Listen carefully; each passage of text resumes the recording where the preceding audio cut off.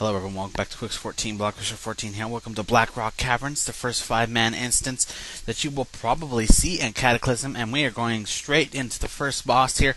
He is no pushover if you are not prepared for it, so let's do it real quick. The biggest ability you have to watch out for is these chains, as you just saw. All DPS have to burn it down, and then everybody needs to get the hell away from him before he does his little ability. As you saw there, some people died because they did not get away in time. Healers, don't bother trying to heal through it. It's just a waste. So, the only person you need to put heals on is the tank. The tank should be able to take most of it, but the tank should be aware to get away from it as well. Everyone needs to get away from that ability, or you will die. The ability will play an important role in heroics, as you'll see later on when I have that video. He's a pretty straightforward boss, otherwise you just gotta watch out for that. His little Quake ability, so healers don't get overwhelmed. Focus your healing on the tank and yourself when necessary, and you just need to learn to start using your lower heals and save your bigger ones for later. Life Bloom will be extremely useful along with Nourish if you have the right talent point to refresh Life Bloom. It'll be extremely useful, especially in raids and heroics. So now we are headed towards the second boss here. There's going to be a nice long explanation from our tank about this. And really this boss isn't too difficult as long as you have people stand in the beams. What's going to happen is when we come down here, two beams are going to come from the left to the two adds on the side.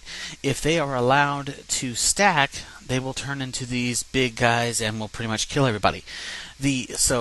Somebody needs to stand in front of the beam. Now the catch is you cannot take more than so many stacks yourself, or you will turn into the same deal. So making sure you stand in front of the beam at the right spot is important, but also keeping track of those stacks is just as important. Once you hit about 80 to 85, I would back off, because even after you move away from the beam, it takes a little while to stop doing it. As you can see, my wife here, who was with us first time ever in here, didn't realize that, and she pulled away too late, and she got turned into one of these big baddies. And that's what happens. You get turned into it, you pretty much kill everybody. The good news is once it's over, you turn back to normal, and you were able to heal each other. So wiping here is kind of normal, and kind of a delay of pastures. I believe in heroic it's less than, in this one it's like 100. I think in heroic it's like 80 or 60 or something. It's ridiculous. So making sure you designate some healers, DPS, in order to switch is pretty important. And just keeping track of those stacks and knowing when to pull out. As you see, it does take a couple of seconds to come off is the most important thing. Otherwise it's just pew pew pew. You know, do that. Heals are pretty simple. Mainly the tank shouldn't have to heal much. Anyone else, really. So, not a problem, to be honest.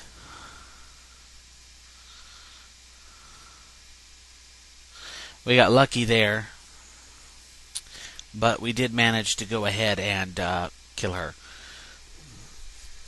So, third boss here is pretty quick because I kept forgetting to get the freaking footage for him, but it's not too difficult. It's just important how you realize that you need to fight him.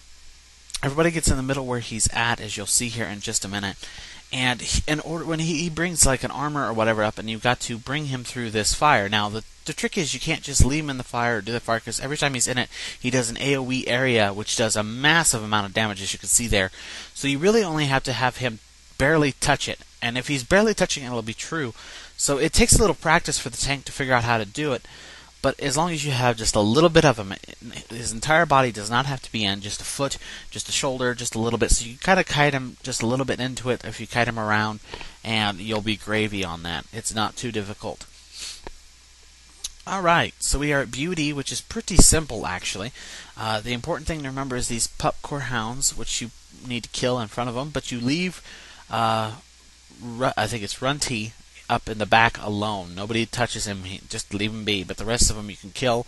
And then of course you take Beauty herself, which is a standard core hound. She's pretty much a standard core hound, and once done TBC stuff to expect. She does a fear, she does a little AoE cone in front of her, standard stuff. I would suggest everybody be behind the tank in that little area so you don't accidentally get feared into the lava around you.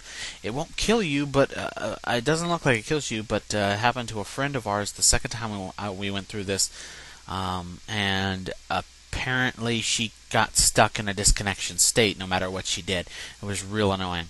So just stay behind. She does do a little magma eruption thing underneath as well that you can watch out for, and a bit of a charge. But honestly, the fear is probably the biggest annoyance and the biggest issue to look out for, as it could drive you straight into that lava. Otherwise, as you can see, pretty darn straightforward. And of course, as since she is Corehound, she is totally skinnable. Not too difficult. As you can see, I'm doing the quests in here. All the quests are inside the instance. So if you got the first half of the quest to go to Blackrock Caverns and you took the little digger machine and you got there and you can't figure out where to turn it in, it's actually inside the instance. Make sure you do it, because you can see you get an insane amount of XP for these quests, and you can do them once per type. So I think it's normal and heroic, and you will get a lot of XP from them. You'll get a lot more from them than you will the actual instance.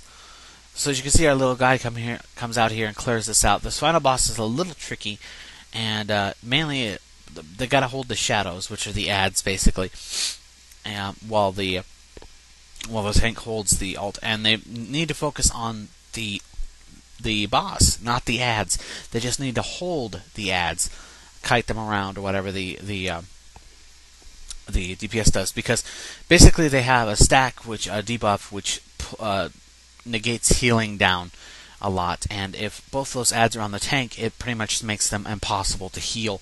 So it's important for the DPS to trying to keep them off the tank and controlled, so the